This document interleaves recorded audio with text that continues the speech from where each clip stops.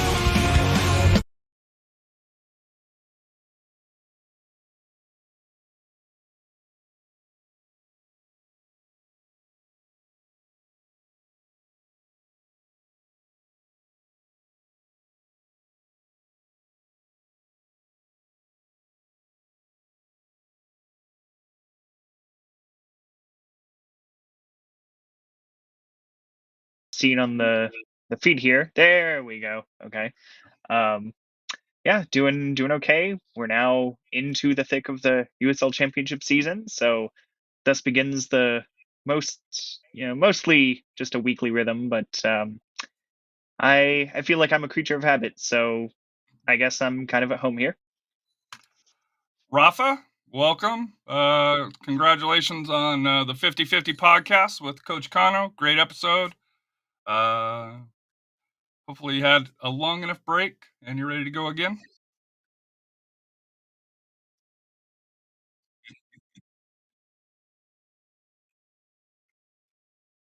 Interviews there with Taft and El Paso High, so and the new RPIs too. So I'm sure they're happy with those. And Royce, let me see. I got you transitioned right. You got a picture this time, so I can see that you're on. So let's see if you are live. Can everybody hear me this time? That would be a good start. Yes, we can hear you. Okay. Look at us. I think we're figuring it out. We're moving forward. Look at us. One step forward. I mean, 2 steps forward, 1 step back. But hey, we're getting there. We're on the way. Once again, to the listeners, peek behind the curtain. Thanks for sticking with us. We're using a new platform because the platform we were using previously decided to double and almost triple in price. So we do this for free. So we don't have sponsors or anything. So yeah. So the price is right on this one, and we're still working out the kinks on it. We're getting used to it. So thank you for being patient with us while we get through this. I'm doing all right. Feeling pretty nice on a Sunday after a 3-point Saturday. How about y'all? We got to talk about it. Hopefully Matt will be on. We got Royce here, or probably not Royce. We got Rafa, who was in the thick of things. I unfortunately was running late to really experience the tailgate, which was bad on my part. But week one, kids, picking up kids. So dad life, anything that could go wrong, you had to stop Soccer Factory. Of course, I was like, hey, I got enough gas. I get to Soccer Factory. Bing, bing. Need gas. I was like, all right. So. And also, peek behind the curtain, the day before, Friday, Harry had to drive his kid all the way to Del Rio for a soccer tournament. Eagle Pass. Even worse, Eagle Pass. And then on the same night, came back home. So Harry's had a long weekend before it even really started. So shout out to you, soccer dad, for your. And then AJ wanted to go 4 hours on the road. So we got back 1 o'clock, and then AJ wanted to go see the J versus Win girls. on at 10 a.m. for the JV and varsity at 12, and of course it was super hot before the wind came in. So yeah, it was fun. Rafa's done the trips. You've done trips. I think Saturday, because we were supposed to have a show, and then I hijacked it as you allegedly said, because championship ring. Right. Yeah. Keep collecting medals and rings. So Yeah, Rex had a soccer tournament that I thought was, I mean, I wasn't sure what his team looked like, to be honest with you. But his team ended up being all right, and they ended up winning the darn championship. So instead of playing the 2 games I thought we were going to play, we ended up playing 5. So tough, and it was kind of an all-day thing, but he got some hardware out of it, and he made some pretty good memories out there. So can't complain there, but yeah, my bad for the absence on the show. That's just kind of, once again, hashtag dad life, right? hey, you're like, hey, we need to break it up. We broke it up. Oh, you said 3 points. Cheers, guys. Bingo. Jonathan, where's your beer, man? Where's my beard? Beer. I don't have one tonight. Come on. It's because City lost, I have lemonade. Wow. right? Yeah, he poured it out for City already. So there you go. Hey, Rafa, how did your draw Madrid do today? No, they won. They won 2-1. We're in first place. So for everybody asking, when will playoff predictions be in? We're going to do a high school show on Thursday. Rafa, RPI before we go to the playoffs? Yeah, I think so. And then I think also we'll have a guest too. Yes. A guest coach, and then I don't know if Michael was referring. Oh yeah, for Jesus, yeah, the playoffs for UI. Yeah. Because I thought he was referring for the USO. When will playoff predictions be in? For USO. Well, I don't know if that's USL or through here. I think USL. USL predictions for it here. Yeah, I mean, peek behind the curtain. We've already done our predictions. Like, we have them on paper, but we have not announced them yet. So we need to do that. We'll save those. Show. Yeah, we need to figure out a show. We need to go through those, and then we also need to come up with our Puro pick 4 for the. A little late now. For the Puro essay. Well, no, it's not late. You can still do it. You can still submit, but we just have to submit it to them. So, well, the season's already started. But anyways. Yeah, anyway. Matt, welcome. Sorry, I had to drop off my grandparents. Well, all good. The rent comes due for the basement at mom's. Gotta do what you gotta do.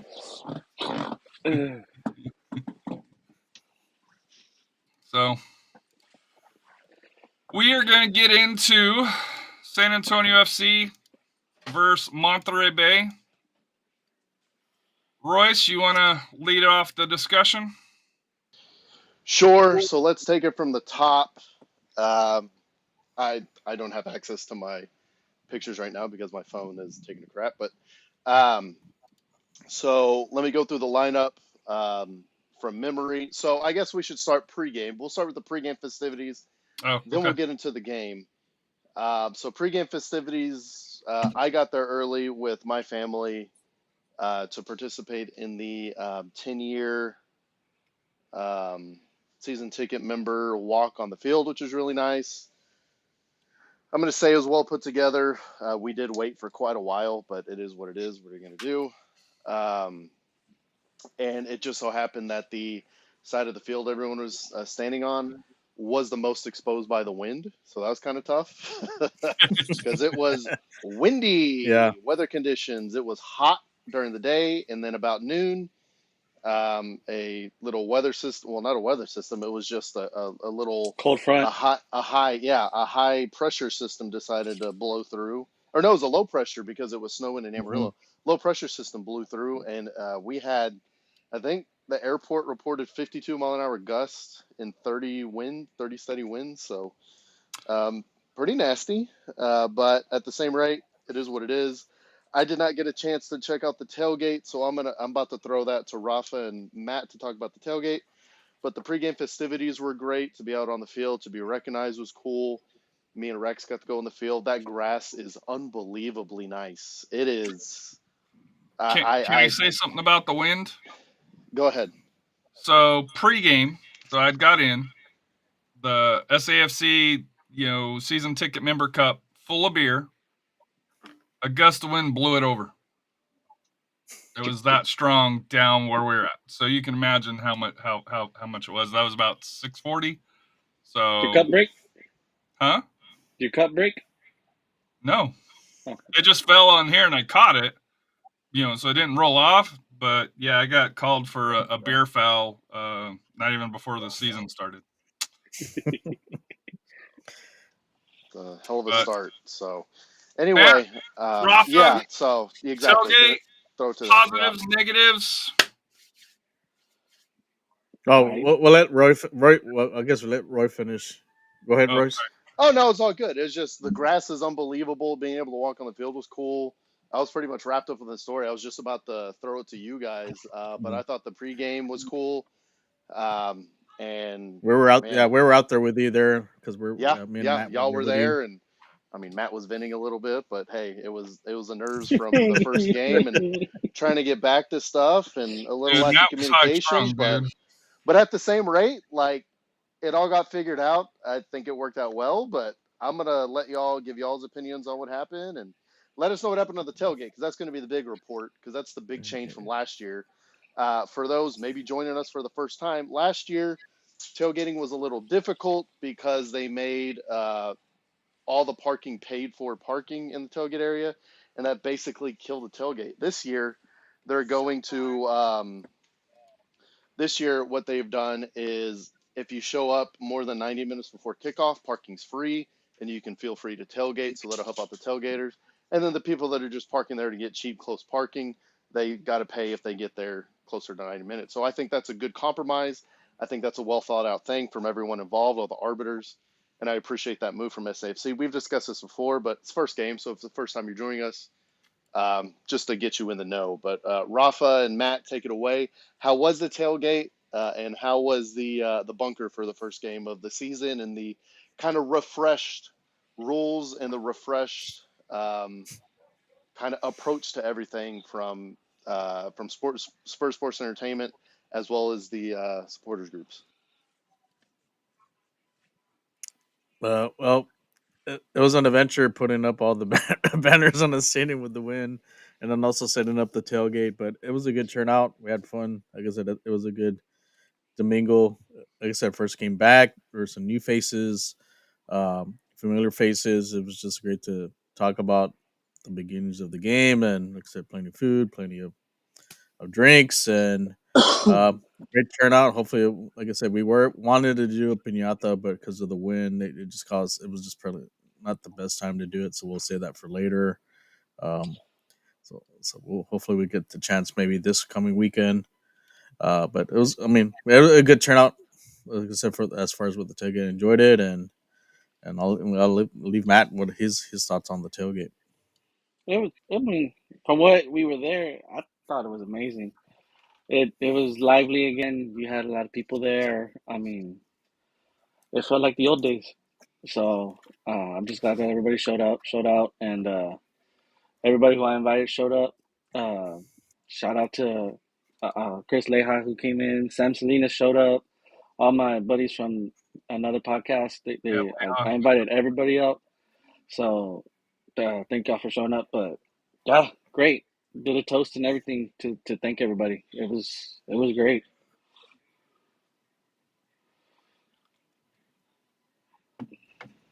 Sorry, couldn't get the mute button to work. That sounds unbelievable. That's pretty much all we're hoping for. We're hoping for, at the very least, a little bit of improvement, a little bit of understanding.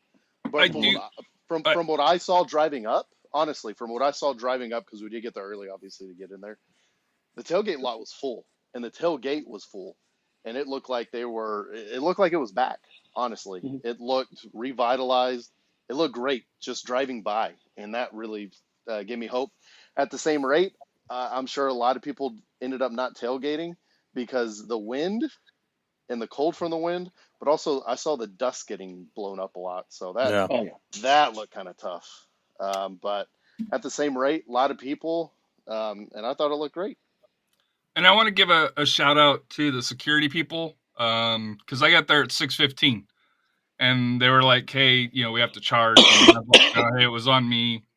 I understand. You got to be there by 6." And she's like, she was really happy that I was understanding. And like I said here, when I got there, because I had called Rafa, about 5:30 ish. Yeah. And he's like, "Hey, there's room." When I got there, I was like, there wasn't that much room. So I was all like, It's depend. We're gonna try to fix that because I started noticing it later, more and more. We're gonna see how to set up to where there's more parking and less. More parking to accommodate what's there. So we'll fix that next time. Hopefully, I'm there this Saturday, but we'll try to fix Yeah. that. I think also the main thing is I think security also let them know that you're if you're going in there, you're there to tailgate. You're not just there to park and just get there to be close by. You're there to have fun with all the groups and everyone, all the fans and the experience. So to me, like I said here, I just want to give a shout out to the security, the tailgate. I walked around. I won't lie to you, it was a little bit different not having the Crocketeers tent and the free beer there. That'll take some time to get used to. But I thought FTC 210 Alliance, did a great job, and you could see, the community of little tailgates around the big one, which I thought was kind of cool. I walked around, said hello, and then took Ben and AJ into the stadium because I wanted to get the magnets for there to get that early. I signed up to go on the field, and then I saw how many people were in line, and I was like, "Nah, I'm all right." Which also is not a bad thing. That No, it hey, wasn't. number one, good turnout, and there was good turnout in general. Spoiler alert, that was a record-setting crowd for an opening game for a season, which is awesome. And number two, there are that many. Shut up, naysayer. There are that We'll get to many. that, Harry. We'll get to that, Harry. Believe There, me. whatever. There are that many renewing people from the first year still with the organization that are still season ticket members. I think that's a huge thing as well. That that was even there's not like 10 people, or there's not like 50 people, there's like 150. Okay, there you go. So I thought that was pretty cool. No, it was. But and to me, hats off to before we move into the game, because that's what we're here for tonight. We're at 18 minutes. We need to get to moving on to get in under the Royce's time clock here. But to me, hats off to SAFC. You can see that they really listened to the frustration of the fans last year, and I know we've kind of hyped it on. But week one, I didn't hear about any issues. Now, there were long lines at the concessions, but, that's, Figure. I think you're going to have that here. Matt and Rafa may have some things when we get to Section 119 and that environment and atmosphere for that here, because game one, I'm sure there's some learning curves that's going to be both positive and negative for that here. But I think as far as, to me, the atmosphere compared to last year, compared to this year, is night and day. It's just like, last year after week one, we were already bitching about, oh my God, the parking and such. Can't believe they did this. It's killing the tailgate. Regardless of what the performance was on the field, the flag issues along those lines. This year, at least on the surface, they did a whole lot better. Now, Leha mentioned here that they ran out of food by half most stands, which was wild.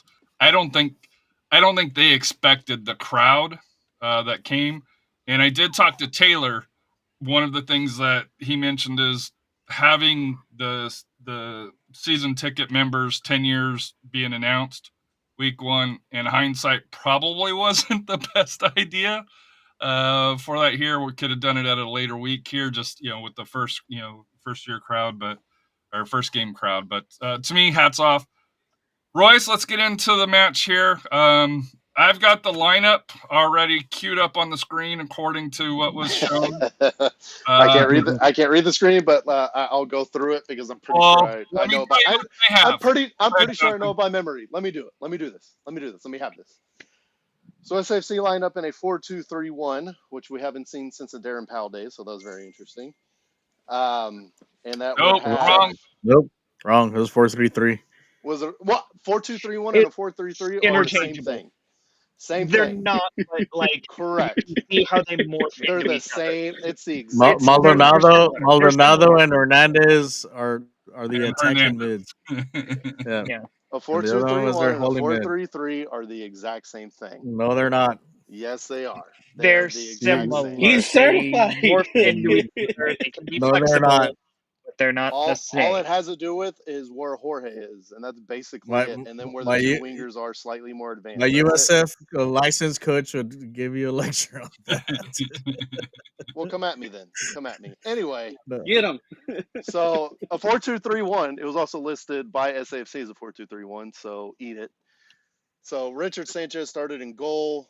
Right back, you had Reese Buckmaster. And then next to him, you had Alex Cronali and then Mitch Tainer. And then as a left back is Jimmy Vedrana. They have Obando on the USL site. Tough. It's on the screen. And then in the midfield, it was Jimmy Vedrana. And it was 94 very clearly. Yes, that's numbers correct. Name's wrong. And then in the midfield, we'll see. That's why I'm not going off that lineup. So there you go. In the midfield, you had Almir Soto next to Nicky Hernandez. And then in front of them is Jorge Hernandez in the 10. And then the wingers on the left, you had Jake Licata. On the right, you had Diogo Pacheco. And then in the center as the 9, our king, our hero, Juan Agudelo. Did he play? Yeah, he actually was a very important part in the should have been the second goal. So, and he held up. But what was the keyword? What was the keyword? Shoulda. It didn't happen though. Yeah, but it wasn't his fault. He's not the one who hit the crossbar on a wide open net. Anyway, good Lord.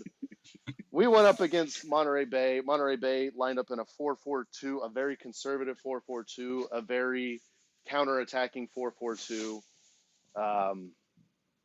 And it was kind of interesting to see that because in the preseason, that's really what SAFC's gone against a lot, is more of a counterattacking 4-4-2 from basically everyone that's played. And I've got that lineup here for you. So you can take that over because I know one guy, and that's Ethan Bryant. Everybody else, I had no idea who they were. Kudos to Ethan Bryant and his family, by the way. I got a picture of them walking in. Mom was in the old SAFC Ethan Bryant kit. Dad was in the Monterey Bay kit here. But up top, they had Dixon and Larson, 9 and 10.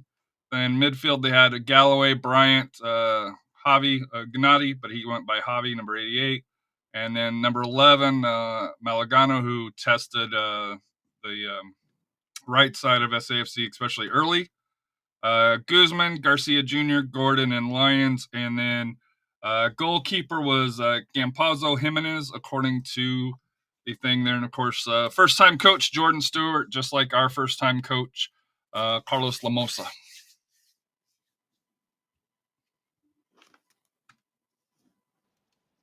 Do you want to take it over for gameplay? So it was honestly a pretty dominant affair. If I may interject, is the highlight video going? Is the audio going for the highlights? No, just the video. Okay, just the video. Just making sure. What did Jonathan have to say? Yeah, go ahead, Jonathan. I'm just going to say, since we skipped over it, injury reports, because that's always a very interesting thing with SanAntonio FC. Sure. Hey, this isn't Coach Marcina's years anymore. Let's not put that stink on Coach Lamosa. It was not even just a Marcina thing. It's an SAFC thing. Anyway, in the match notes a few days prior to the match, Nelson Flores Blanco, Juan Sebastian Osorio, and Alex Grieve all questionable. Come game time, Grieve was fit. The other two not quite there yet. I have heard through the grapevine that Blanco shouldn't be too far away, though, after I think we've referenced it here on the show, having some surgery in the off season. So just since we did the lineup and everything, also important to have that establishing injury report for the year. That's where we start. We'll build off of that, see who comes and goes over the next 6, 7, 8 months. That's it. And that's fair enough. Jonathan, I'm also going to throw it to you right now. What did you see in the gameplay? Basically, the big stat that I'm going to kind of go on is SAFC had 14 shots to Monterey Bay 6. 4 of those shots by SAFC were on target. None of these 6 shots from Monterey Bay were on target. That kind of tells the tale of the match. For me, did you see anything else that was interesting that you'd like to point out? I think it does kind of tell the tale of the match, but if you dig deeper, I would say, honestly, this may sound crazy, but SAFC could have won the match by 3-4 goals, but also I think Monterey Bay could have won it by, a goal or two, because they had a decent number, especially toward the end, of crosses that it seemed like no one even got near. Those could have been problematic for SAFC. I think a better team capitalizes on at least those chances, at least tests Richard Sanchez, tests SAFC's defense. There were so many balls that just floated harmlessly across the 18-yard box. So I think it's not crazy to think that on a better night with a better finisher up there, a tall center forward, Monterey Bay could have given SAFC some problems at the other end. But then at the same time with SAFC, as you referenced, created a lot of chances and hit the woodwork at least 3 times on the night. So like I said, SAFC could have won this by multiple goals as well. And I asked Carlos Humosa kind of how he feels about hitting the woodwork that many times after the match, and he was seeing sort of the positive side of it. He understands it's the first week of the season. Even these shots that are off the woodwork, like, the players will get sharper. And something he had kind of lamented over the course of preseason was his team was controlling matches, but not necessarily turning that into the chances that they should have. And so even if these are going off the frame of the goal, they're still close chances. They're still chances that SAFC is creating. Like you said, 14 shots to 6 for Monterey Bay. And I don't know if you referenced it in there, but no shots on target. Yeah, I think you did. No shots on target for Monterey Bay. Could have had some if they had someone up there to finish the chances that they were creating. But as it turned out, no one was there. SAFC didn't have to deal with them. So I think that is kind of how I would see it in terms of those extreme thirds, the final thirds for both teams. It could have been different in the end. SAFC gets, I think, a deserved goal. Even though, as we'll see on the highlights, it was maybe a little fluky, but again, deserved. It kind of balances out. And that's fair. Yeah, Monterey, I mean, they had a couple crosses, but like you said, they really had nobody to finish them. And that 4-4-2, none of those 2 forwards really wanted to be in the box and forward. They kind of wanted to get the pass and make the cross, and they never really decided who wanted to be the finishers. That was kind of an issue for them. And then, yeah, you had a couple set pieces there that, were taken out by the first defender. So that's kind of tough on their set piece takers. So if some butts were candy and nuts, it'd be Christmas every day. SAFC wins 1-0 either way. Pacheco with a kind of a deflected finish, but at the same rate. Tainer won the ball in the air. It was a free kick from Jorge Hernandez. He gets it up. Classic air Tainer. Beats a guy to the ball. Crosses it. Puts it right in the mixer. Pacheco gets to it. Puts the ball in the 40th minute. 1-0 SAFC. And then about 8 minutes later, in first half stoppage time, there is a cross. It comes from an SAFC throw in on the side, on the right side.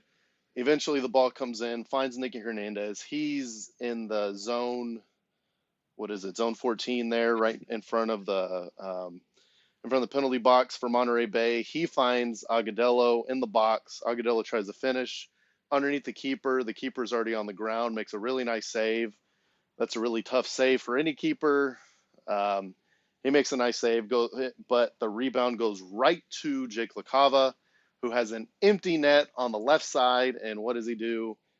He hits it off the crossbar harder than I've seen anybody hit it off the crossbar before. And it flew straight in the night sky and got taken by the wind. So kind of a tough result there. But either way, SAFC wins 1-0. Not a lot happened in the second half. The only real big thing that happened are in the 76th minute, 75th, somewhere in that area. Yamosa finally gets his first subs in, and he basically changes the formation, kind of how we saw him do the same thing in the El Paso preseason match. It goes from that 4-2-3-1 to the 5-3-2, more defensive formation to sit back. And that kind of absorbed the pressure of Monterey at the time because they were desperate and they really didn't get a lot of, they got 0 dangerous chances in the game. So I guess that kind of worked out, and SAFC gets out of there with 3 points on opening day. Rafa, how did you feel about the game? What did you see specifically besides smoke and the wind and everything from the supporters area? I think early on we kind of had to weather the storm a bit because we did look a little shaky in the defense, and Monterey Bay did have some chances, but luckily some of those were blocked or shots going wide. I think maybe that was a little bit of nerves, but I think towards the end, they settled in and then were kind of stepped up the defense there. A lot different level of style of play like we were accustomed to the last few years. So, you can tell the guys were trying to work the ball up the field, looking for the spaces. Just unlucky. A lot of woodwork on those that we saw in the highlights. That would have been a beautiful goal on that header, but Pacheco gets able to connect on that one, to get that one in. Like Jonathan mentioned, this could have been a 3-0 route or 4-0 route, but Monterey Bay kind of stuck in, and I was kind of a little afraid to say hopefully we don't let down because they did have the win in their back in that second half, and we're praying they didn't get a cheap one in like we've been accustomed to the last few years. But I guess overall, great play by the players. Like I said, for first showing, because we weren't really sure what kind of what Yamosa. Like I said, Yamosa was not going to show his cards yet in the preseason. This one was kind of like, okay, this is what to expect, but great effort from everybody. Even the substitutions that came in, they put an effort in on there. They kept it. We didn't lose a level of play. And we're able to get some important 3 points, and hopefully we get 3 more this coming week. So, my take on it: the first half, especially early, setting in 1-14, we were able to see the exchanges a little bit between Sanchez and especially Soto. There was one play where Soto kind of moved in and Sanchez kind of got on him, and you could just see them working that communication out early on in the game. But to me, kind of the stats that kind of took out, and we've all talked about how different this is. SAFC had 390 passes, 80% completion or accurate passes. I can't remember the last time we had 80%. You probably have to go all the way back to Coach Powell. I'll be happy about that. But more importantly, in our own half, we had 171, but in the opposition half, we had 142. Still 31 long balls at 47%. So you did still kind of see a little bit of that tendency to go long for that here. But to me, and I know he was the player of the game, but to me, the signing, and I know this is week 1, but the signing that I think that may prove to be long term is Richard Sanchez. Absolutely. Well, of course, Dogo Pacheco though, he had the goal, but he had 3 total shots, but his passes was 13 out of 18. LaCava, I know you dogged on LaCava in our chat here right away. Missed it here, but he had 4 shots, none of them on frame. To be fair, created 1 chance, 15 of 20, so 75%. Your boy Agudelo, only 1 shot. It was on target. To be fair, created 2 chances.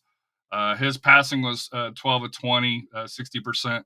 But I'm wondering if maybe that's his positioning, where he's not going to have as clean a passing as LaCava and Dogo, and then of course Jorge, 2 total shots, 1 for 2 on target, but 3 chances created and 89%, 34 out of 38 passes for that here. So to me, like I said, I like the top 3. I still think like I said, I would like somebody else better than Agudelo, but I think for what we have here, his type of play will hold up well, and I think that's, to me, he's like this year's Justin Dillon, where the stats and if you're not a fan of his, you're gonna be like, hey, he didn't play well. But if you're Royce and the president of his fan club, you're gonna like, dude, he's not, he's rocking it. So, Agudelo, I know, is joking that he didn't really do anything, but he is playing a key part, being in the middle in that spine that we need here. But that's my take on it here, as far as and then of course I'll admit, every time I see Cronulla with the ball, I think Bitcoin. So I think I'm going to nickname him Bitcoin going forward.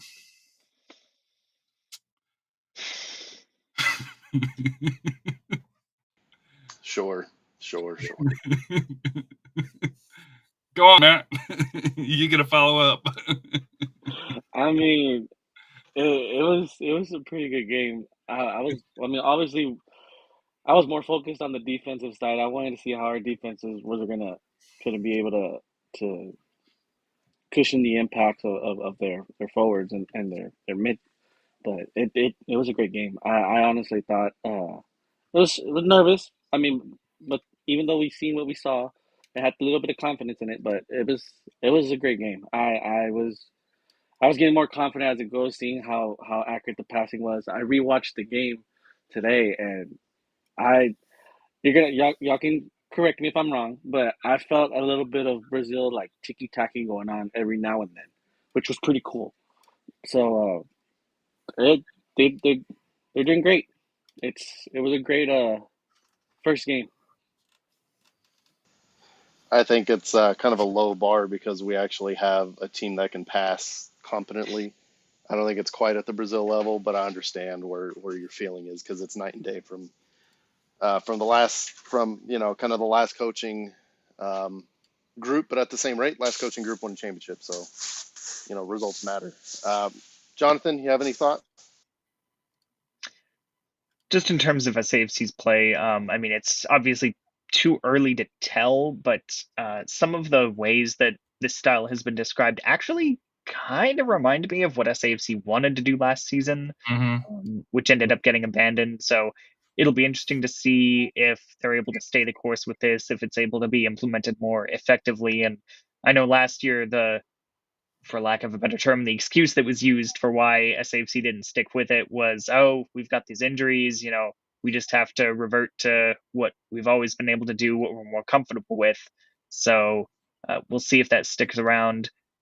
I mean, this may even kind of echo what I was saying earlier about how it could have gone either way, just depending on who finishes their chances better.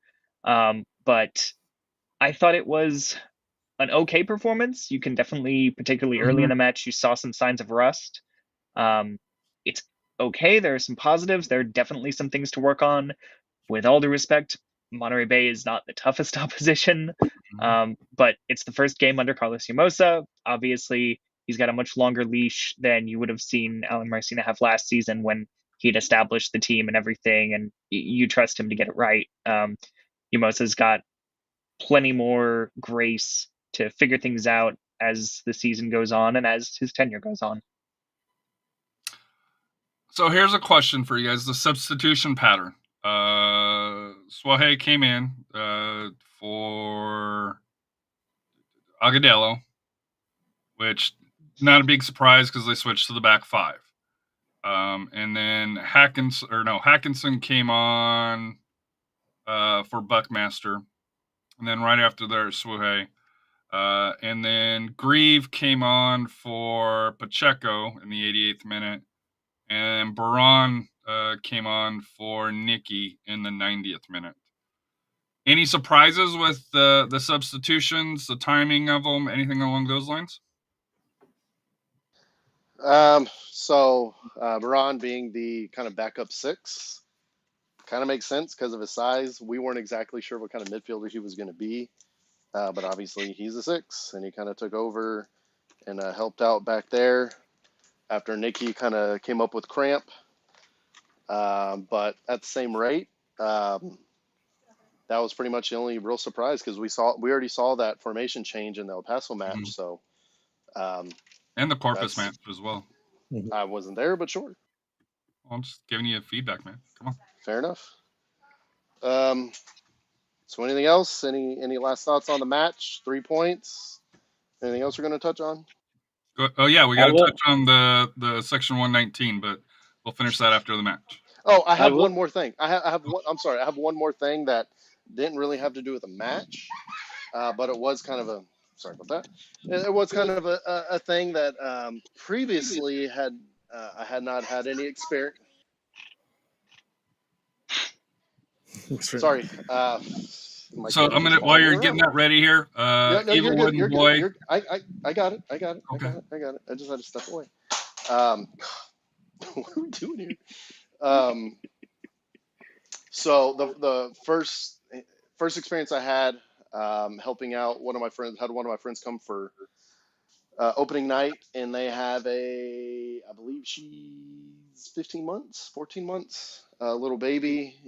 So probably it was right before the goal scored, because when the goal scored, I was not at my seat.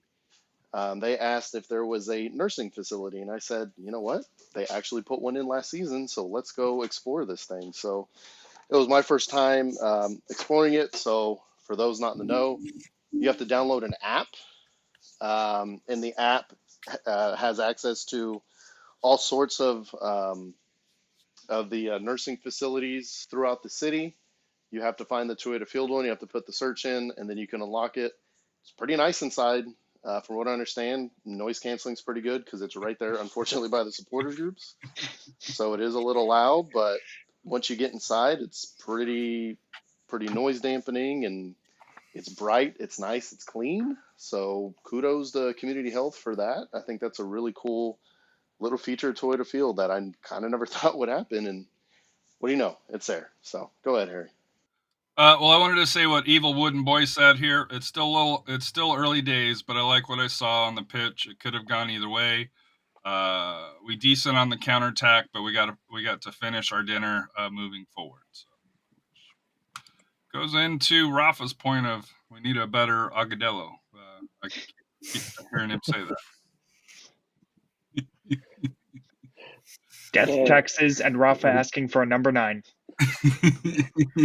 Which I will well, I mean, we do have a roster of 23, so I mean, there is still some room. So I'm just 7. saying, but no, but like I said, I do want to give kudos. Our forwards did play well. Yes, They did create chances, and you know, we were just unlucky that we hit the woodwork. And maybe, like I said, the next game we do hit those. So I mean, that's just the nature of the game. It happens that way. So I do have a question, and this is maybe more Royce and Rafa. Soto seemed like he was almost like a third center back for as deep as he played for most of the game. Is that kind of normal? For him to be playing that deep. Because you had Nicky and Jorge really going up. I don't remember seeing the wings really move up a whole lot, but Soto to me, like, you had Tainer right here, and then you had him kind of right there for that here. So I know Coach Lamosa mentioned that he is defensive and to build up from the back. Is that something that you could foresee? Is that something that maybe we should expect on how he played? I thought Soto played well. Don't get me wrong, he really commanded for there here. Better than anybody last year. As far as for the defensive midfielder, but he was back. Like to me, he was noticeably back further than I'm used to seeing. So that's an interesting point, and it's something honestly we haven't seen since the Powell days. Mhm. There is one player of mine that used to play basically the exact same position, the exact same way, where it was a six that was a ball winning six that would also help out on the back line and come back whenever the wingers would go up to kind of create a quick um, kind of either a five back or a three back while the wingers went forward. And that was Pekka back in the day in the Powell days. Whenever Powell used to run the 4-2-3-1, Pekka used to play a very similar positional game as Soto did in this match. And it was very interesting where he'd come between the center backs. That would allow the center back some space to be able to play from the back a little bit and to create some passing lanes. So that's a really good observation from you, Harry, and that's exactly what I saw because I haven't seen that since the Pal days. And reminder, Pekka playing that position the first time is when we went to the playoffs for the first time in 2017 and won our first playoff match. So that was a very successful season. We'll see how this season goes, but it is a very similar kind of tactical deployment of our number six as back then. Rafa, you want to add anything to that? Yeah, I think with him, he was. If you notice, Monterey Bay was counterattacking, and especially like what you saw early on. And I think him also kind of recognized, hey, let's put another body a little deep so we can cut a lot of those passing lanes, especially where they're trying to get those through balls in. He was able to intercept most of those. So I think he made that adjustment because, like I said early on, we're kind of on the ropes on defense a bit, and they were penetrating. And I think having them playing a little bit deeper prevented those penetrating passes within our side, and pretty much they really Monterey from there on out couldn't really do anything else. So I think it'll be just we do see that again. It's because he sees something that we're allowing too much penetration in that area, especially with the ball. Like I said, we could see more of that. But also, like I said, he may also start pushing up a little bit more too, depending on the matchups of who we end up facing. Yeah, just to me, it stood out where because just to me how far back he was, it really kind of stood up. Robert, I sent you an invite, man. What's up, gentlemen? You know, I know we're not the Brahmas, I know we're not the Vikings, but we are your local team. Saw you last night. Said you were free, but anyways. But moving on, because we got about 15 minutes before we have to go. I'm going to set this up from Jason Miranda. Some orders were loud and proud. It was a great night for SAFC and the fans. So I'm going to go to Matt and Rafa. Section 119, I can tell you from 114. It was glad to have the sound back on that side of the stadium. You heard the drums, and shout out to the lead drum line. I thought they did an excellent job, and going forward, hopefully, either them or others will be back because I do think it brought enhancement. I do think placing them up top and not down in the actual supporter section was a huge positive. And I know, Matt, you might go into that a little bit more details for that here, but to me, like I said, kudos to SAFC and Jose. I know we gave him a lot of grief last year. This one, I thought he did all right, at least from my perception. Jonathan, you got something you want to add? You look like you wanted to say something, so that's the reason why. No, not really. Okay. What Royce, did kinda you look want to was- say anything about, since you're over in 113, a little bit further west than I am by about 10 seats, and then we'll let Rafa and Matt talk about the section 119 and hopefully how we as fans can walk over and enhance the experience. Yeah, I mean, it was nice hearing the supporter groups for sure. You could hear the drums pretty clearly. And it was kind of nice to have that again. Obviously, in the bunker, it was very hard to hear. There's nothing to echo. The sound just kind of goes away. From the 119 section, it definitely echoes with the awning a bit more, and it's a lot more audible. So that's great. Everything looked good over there. It looked packed.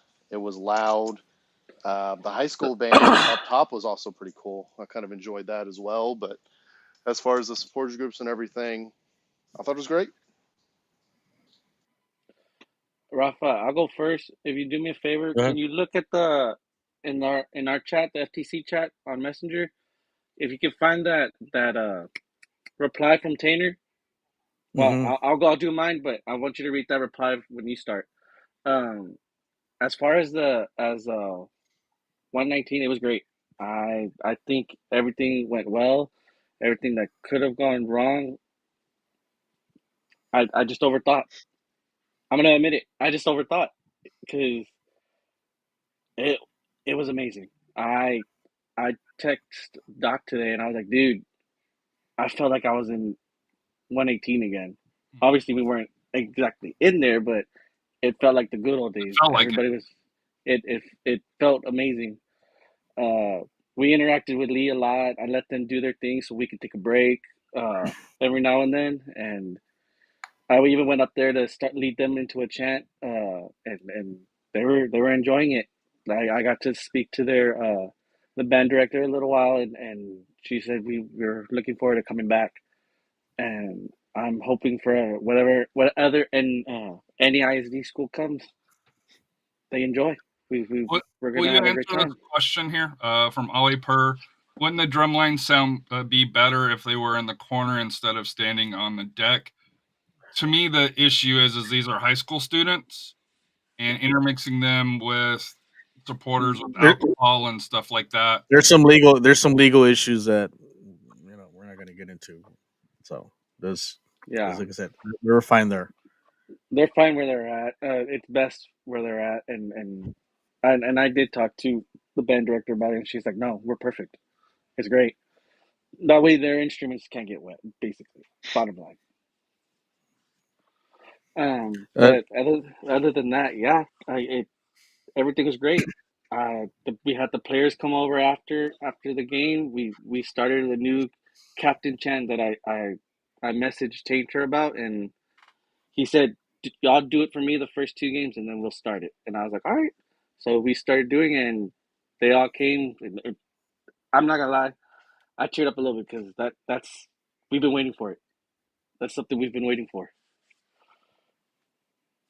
Go so ahead, as far Rafa. as what Tanner said, he did post this, and we appreciate y'all. Honestly, I think you guys being in the corner was so sick. Great innovation, and we heard y'all all game. Let's keep doing this. Let's keep this going. So, I guess kind of piggyback on the players coming over. Uh, we didn't see a lot of that the last few years. Nope. But the one thing is, and the one that really encouraged it, and God bless him, is Coach Yamosa. And I think Coach Yamosa realizes what the supporters groups mean, and I think you can tell he really encourages the players, and he had them not only to come to us, but he also made them go, kind of make a little horseshoe around the stadium too, and that's I think that's the difference, and we haven't seen that in a while. Like I said, I think Yamosa fully understands the players feed off the energy of the crowd, and I think he fully understands, and no, it's gonna be key winning games. So, but as far as being there at Barrio dos Dias, that's the name of the area. So so it's not bunker anymore. It's called Barrio dos Dias. It was fun. It was out. I know I woke up sore. My arm's still hurting from hitting too hard on those drums, but it was a great atmosphere. Um, Lots of chants. I appreciate Lee High School, like I said, for their drum line. Like I said, I asked them. Like I said, they had fun, and we thank them a lot. For being out there. And like I said, I know it was a little windy because of the banners kind of floating around, but hey, it is what it is. But I think this is just the beginning, and hopefully we can get more people to come in and just like I said, we're all the fans there in the stadium is the key parts is the adrenaline for this team. And they get them to pep them up and help win, and then we're going to be an integral part helping them win games too. So, but I'm glad the players came out, and we look forward to having a jump on them, and more smoke bombs. We just need to score more goals. But in due time, that'll happen. I will say this: Ethan Bryant did the only corner near us. Yes. Ethan Bryant was the only one who did the corner with us, and we all looked at each other and we were like, "I'm not gonna say. Are you saying something?" We all looked at. We're like, "We're not gonna say anything. We just drummed. We didn't That's heckle. We not didn't do true. nothing. I didn't hear You may anybody. not have, but I was in the supporter section at that time, and we were, we were yelling at him and along those lines. There was a few of us that were right near him because I happened to, and that was going to be my feedback for it here. I left probably about 25th minute and left my seat at 114. Went over to the section where you went up and down, for that here, and spent it, basically until halftime. And it was a great time. It's easy to get in. It's easy to get out. There's bathrooms right behind, so if you got to go to the bathroom before halftime, it's an easy way to stop in. Like I said here, the drums are great. The sections are great. Like I said here, we can talk about the build of it. That's a whole separate discussion. But to me, like I said here, the area, the atmosphere, the people that are in there are all welcoming. I guess I walked by Chris Leha for the hair. I thought it was him, but wasn't sure it was him because he wasn't wearing his MCS stuff here for that here. He's not a sponsor. We can talk to him about being an unofficial sponsor because he's a good guy and he does a lot of good for local San Antonio sports podcasts here with that here. But like I said, here it was awesome to see him out there. I walked by him, because he posted a picture saying, I think you invited him for that here. And like I said here, to me, it's like I said here, it reminds me of the old days where you could just walk over to 118, no hassles getting in, no hassles getting out. Security didn't really say anything. At halftime, I talked to Tanner and was like, hey, just perceptions of security kind of viewing in, if they could kind of work on that. I know you mentioned that the normal security guy wasn't there. He was back over at the bunker. So that might be something that I think that they're still going to work out. But to me, as far as for the evening, dude, it was a 10 out of 10, especially for a first game. But compared to last year, in my opinion, like I said here, just the environment. I left early for that here. Along those lines here, Chris Lay has, hey man, I'll throw a few hats to y'all. Hey, I want the beanie, not the. I got the hat. I don't have the cool hat. Like the Houston Matt there, but I got the OG for that here. But they came out with the beanie, and I didn't win that for that here. But I think I'll have to give him some tickets. That's I think that's how I got this one was giving him an SAFC ticket last year, but this year will hopefully be a little bit better. But to me, like I said, 10 out of 10. I do want to go to Jonathan post game. Anything from the post game interview for that here along those lines here. Different than Marcina because this is the first one. So how did the post game interviews go along those lines? I mean, it's not like I haven't been interviewing Carlos Hermosa for 2 months already before Saturday night, but yeah, new head coach. So technically, his first post game interview. The first thing he did, this was the first win of his head coaching career. For anyone who doesn't know, he's been an assistant for over a decade.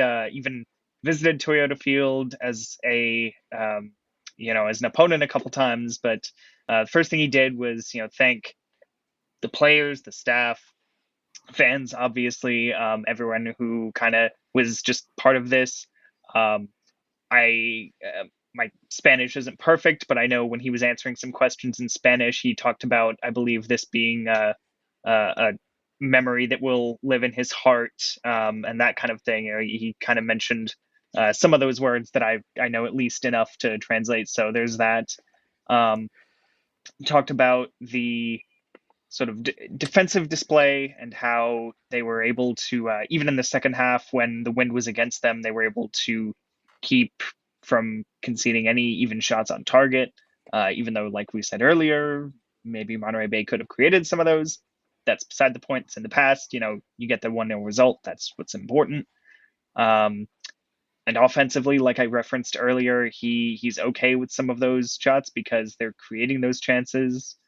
And then we also talked to Richard Sanchez. He felt like it was kind of a good showcase of what they've been working on, the style that they want to have, the more possession-based thing. He did say even though we talked about them having, what was it, about an 80% passing accuracy, he did say it could have been maybe a little sharper. And I suppose anytime you don't have 100%, you say, well, yeah, you could be sharper, but it was definitely an improvement. So it's the first game of the season. And also he mentioned, while there are things that internally they may look at and say, okay, we need to improve this, it's the first game of the season. They're kind of just trying to focus on the positives, which I think makes sense. It's the start of the year. You want to keep a good attitude. You want to keep sort of a positive mentality, and at the same time continue having that underlying work ethic to improve each week, to not settle on how you start the year, but to know that you need to improve throughout the course of the year, just as everyone else is going to. So yeah, just those two interviews. Not much groundbreaking from them, I'd say, but yeah. Anything you got coming up on Bluish Moon this week here? I got it right? This week, I think is going to be a little busy for me. I'm not planning to do anything sort of special. Just the preview and recap for next weekend. I will also say, outside of last night and sort of the post game there, one note I will mention, just kind of in some SAFC squad news, is when we were talking to Yamosa on Thursday before this match, he did mention there's still a couple pieces that they're trying to add to the team, and what he said specifically was still waiting on Andres Paredes. He said at the time some visa issues, but they're hoping to get him within 10 days, so now it should be within the next week. And then they're also looking to add a defender. Besides that, I think that's the only really noteworthy thing that came out of that needs to be mentioned. I do want to add one thing before, because I don't want this in my final thought. In section 119, if the guys come over, got everyone, and if they're coming to thank us, don't throw your cup. There were 3 cups thrown towards the players that night. I don't know if it was visiting, because I did go up to one of them and I thanked him for coming, and he gave me the kind of the shrug off. So I don't know if it was visiting, but yeah, if we can, and we are supposed to talk about that in one of the upcoming meetings this coming week. But yeah, if you're in the group and you see someone throwing a cup, yeah, please tell them no. We want the players to keep coming to us. I just wanted to throw that out there because, like I said, I don't want that in my final thought. I'd rather it be within the show. And if security does catch you throwing stuff, you will be kicked out of the stadium and possibly not allowed back in for a period of time. So they don't. I will say this, and SAFC is right. They don't play when it comes to stuff going onto the pitch that shouldn't be going on the pitch, because we remember a couple of years ago some Yahoo ran onto the pitch, and since then they've had to cut it down. No throwing stuff. Let's respect the players. They're coming over. It's awesome that they're doing that. So no, I wasn't here. If I would have heard that, I would have been making a little bit more fuss about that. Royce, you've been quiet for a while. I'm good. I'm just ready for final thoughts whenever you are, Harry. Well, I threw it to you. Okay, you're throwing it to me. So let's go with final thoughts. Once again, just a quick wrap up. SAFC 1, Monterey Bay Union 0. For the home opener, it was a sellout, over 8,100 people. It was a record crowd for a season opener, home opener. And it was a rowdy crowd. Jonathan does have a comment on that, so that's fair. We'll get to it in a second. Earlier in the show, he mentioned that we'll get to it. So. Pretty sure it started with you, but okay. Correct. But Tainer, even Mitchell Tainer, the captain, said Toyota Field's back, and I got to say, I'm gonna go with my final thought. I'm gonna kick it out to you for comment after this, though, Jonathan, and I guess Harry, That's me. in the peanut gallery over here. I gotta say, I want to thank first and foremost Matt. I want to thank Steve Arders. I want to thank Jose Luzardo and Taylor Knuckles and everybody involved, all the arbiters involved. 20 Field's back. That felt great. I haven't had that feeling last year. Definitely never had that feeling. It was great to have the stadium back. It was great to have the crowd back, the atmosphere back. It's back, and the team is got 3 points. We're back, baby. We're back. Jonathan, to you. Yeah, I guess. Well, do you want me to go ahead and kind of comment some on the Sure, attendance figure? and then your final thought. Okay, so I don't remember the exact announced attendance for SAFC. I want to say it was like 81 82. something. Is it That was 82? 81. Okay. Something like Was that. it? 8164. Something Anyway, the exact number doesn't matter. Over 8,000. It was announced as a sellout. 8164 is the exact number. Go ahead. Okay. I will say, if you looked around, you could see not even just individual empty seats, which happens. People go to the restroom, go to get food, drinks, whatever. But you'd see kind of patches of empty seats. So I'm questioning whether it was necessarily. Here's an Not important comment. people in the stands. Hold on. Here's an important comment here. Jonathan, you were up in your throne in a insulated area that was covered off, where you did not have to contend with the cold and the wind. I'm outside. I'm outside. Yeah, not as much as No, we were. I'm literally. As the I am plebes. at the top of the stadium, exposed to the elements. I'm just as cold as you, man. You have a roof and a wall. Calm down. So He's it was cold. The wall. Yeah, People have kids. other people in the stands have a roof too. Have you seen the West Stand, Royce? I don't know why this is an Harry's issue out. for you. All right, But hey, there's time a- out, if you- time out. We're if you moving trying forward. Moving forward. Yeah, those I don't know why you're Referee. coming at me acting like I'm, in a protective bubble or something here. Those with credentials had to brave the weather up there. So, like I said, you can. Anyways, spot moving him. on. Anyway, whatever you were gonna say, Royce, before taking that unjustified dig at me.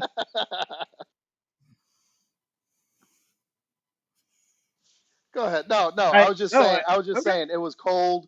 It was windy. I'm aware. The weather wasn't I was there. favorable. I'm sure a lot of people were like, "Yeah, no, we're not going to go," but had already bought tickets in advance. So at the same rate, tickets sold 81.64, still a record, still stands, still legitimate. Go ahead and try to knock that down. So yeah. So great. You sold all the tickets, and from a financial perspective, yeah, that's awesome for SAFC. How much noise does a fan make when they're not there, Royce? And that's why 119 is in the corner to make noise for them. What are they contributing to the stadium atmosphere? Harry, Can I do that? The same as my son AJ. He doesn't really yell. He just sits there. He watches. Same thing. There's no difference. And I love my son, but it's at least a butt. God, if he could actually make some damn noise. As someone who is a terrible vocal supporter and doesn't get very worked up about sports when I'm attending most contests or even watching them on TV, I can sympathize with that. Anyway, what I would say is okay, great, you sold the seat, you get the money from it, but if the fans aren't there, if you see those patches of empty seats, it cheapens the sellout moniker for me. If you're just saying, okay, well, we sold the seats. And from SAFC's perspective, sure, you can say, hey, we sold everything we could. Kudos to them. You can't really fault them for this. But from a fan perspective, I mean, you're missing some there. You've got people who decide not to show up, which it's not like it was a crazy storm. Okay, it was windy. Bring a jacket. It didn't rain or anything. This was not bad. This was not terrible weather. It wasn't even really bad weather. So I'm not buying that excuse. This was a season opener too. So it's going to be, you expect it to be one of the high marks of the season. So that's what I'll say about the attendance. Sure, you may have sold all of them, but more on the fan side. If you didn't all show up, it cheapens it a little bit. Anyway, as for my final thoughts, though, making things a little more positive, I will say just the gist of, I think, everything we've been talking about tonight is that it feels like everything has maybe clicked back into place, in terms of the tailgate, in terms of the in-stadium fan support, in terms of the team on the pitch. Whereas we've seen over the last, particularly last year and even maybe the year before, things were not quite right. We're not quite fitting together as they should have been. So that's a positive sign. I will say this is match number 1 of at least 17 that we're going to have this season. So we'll see how the trend goes, if they're able to keep this positive trend, or if things do have a bit of a regression. Because I know even last year, for example, the flag issue got resolved about halfway through the season, and then we had a megaphone issue. So sometimes one door closes, another opens. I will also say, not to be too self-serving, but I saw an article recommended to me from Google earlier that piqued my interest.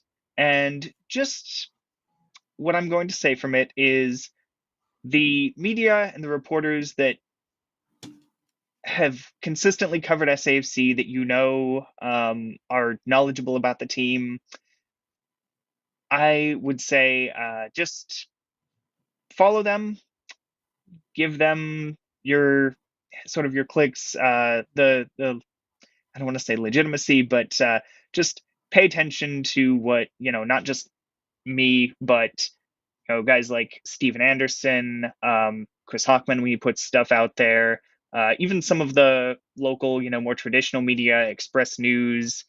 I think Kent's Five may have been out at training on Thursday. KSAT, of course, is consistently doing stuff. Those that consistently cover SAFC, those are the ones that you should, I'd say, follow.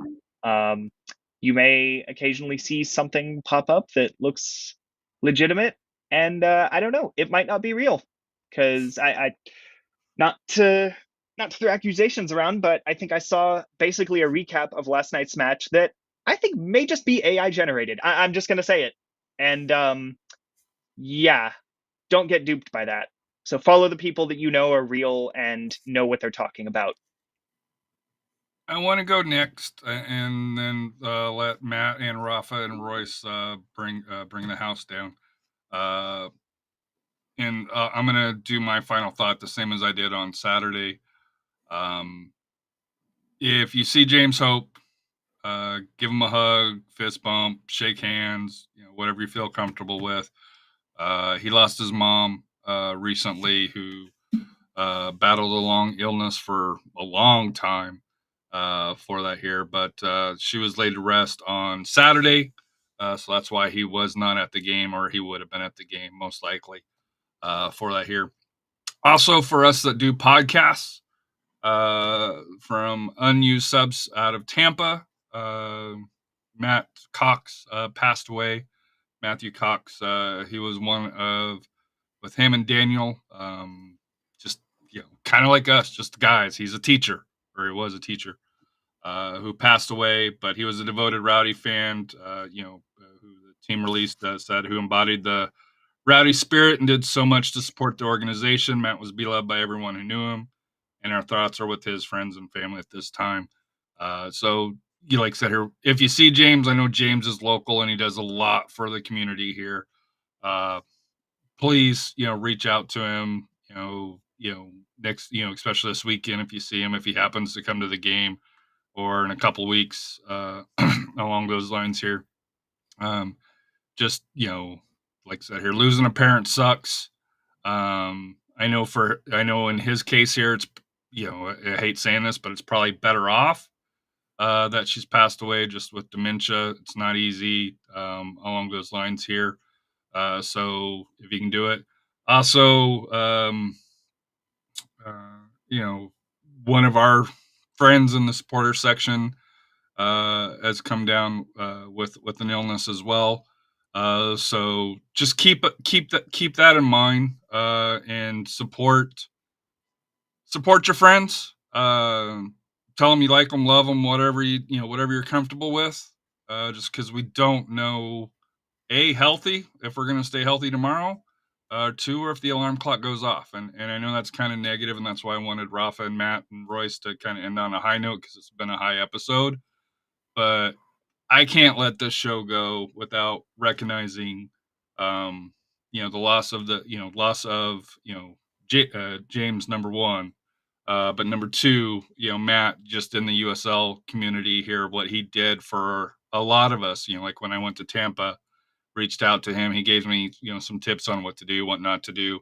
Never met him, but he's a great guy, or he was a great guy. And like I said, thoughts and prayers to him and his family, and thoughts and prayers to James. And I know for me personally, and I know I've already reached out to you, if there's anything I can do, please let me know. And I know that goes for everybody on this show here, for that here. But to me, hug your loved ones, tell them you love them, love your friends. Like I said here, just be nice to people, just because you never know how they impact you, and along those lines here. But that's my final thought for the night. Matt, your final thought? Great game, guys. I mean, I want to thank everybody who showed up, showed out, who was in the barrio with us. Just keep it running. Let's keep it going. Let's keep the momentum. Like I said, shout out to Chris Leja. I want to give also a big shout out to Sam Salinas. Him and 112 are doing great. They had their own little tailgate going on. I think it's called the Corner Kickers, or Corner Kick Mafia.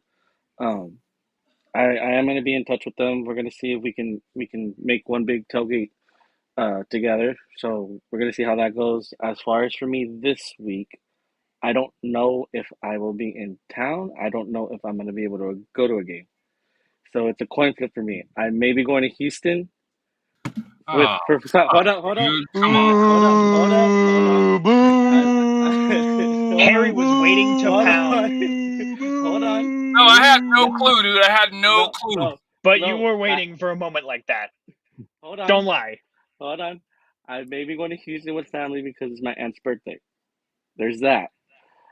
But who do they play? Who does Houston play in Houston? Why does she want to go to Houston? Family. Our extended family. Oh, I thought she'd go to Dallas. They play LAFC, so there's that. There it is. But if we're Mister. I gotta turn my eye because Toyota Field's back. Dude, you fucked up for week 2. I'm going to you didn't even get it right. You didn't even get it right. They play Real Salt Lake and Mr. Was it Big Balls Diego Luna or whatever? What did he call him? I thought it was that. Okay, well, no. All I know is there was a Houston game. Anyways, Austin plays LAFC. That's your other Sancho. Okay.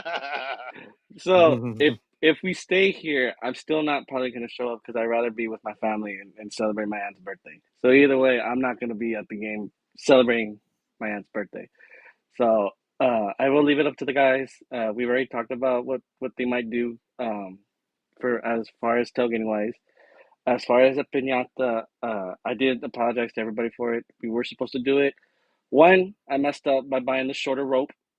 And 2, I left the real rope back at home. So that one's on me. But at the same time, the wind was bad. The wind was bad. So like I said, if we don't do the piñata this coming week, we will do it 100% the next game in 2 weeks. So as far as the tailgate, please still go out there.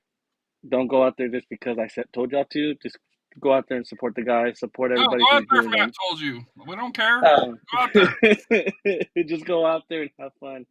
Like I said, it was great. I had fun. Just keep the ball rolling. Let's just keep this ball rolling. And Rafa, your final thoughts? No, just final thought. Just wanted to say, like I said, prayers out to James Hope and also to the Tampa Bay Rowdies community. Prayers to them. Also, thanks and gratitude to Jonathan, the rest of the journalists that cover the stations that truly love SAFC, loyal supporters of them. Thank you for what you guys do. But they're sheltered, according to Roy. They're not. Kings of the castle. That's all I'm saying. Kings of the castle. At least they have their media pass, so hey, they gotta get a nice view. Hey, that's on us for not getting our shit together and getting it in time. No. Yeah, that's tough. That's absolutely 100% on us. That's tough. No, but we got Jonathan. Morgan, help us out. Morgan, help us out.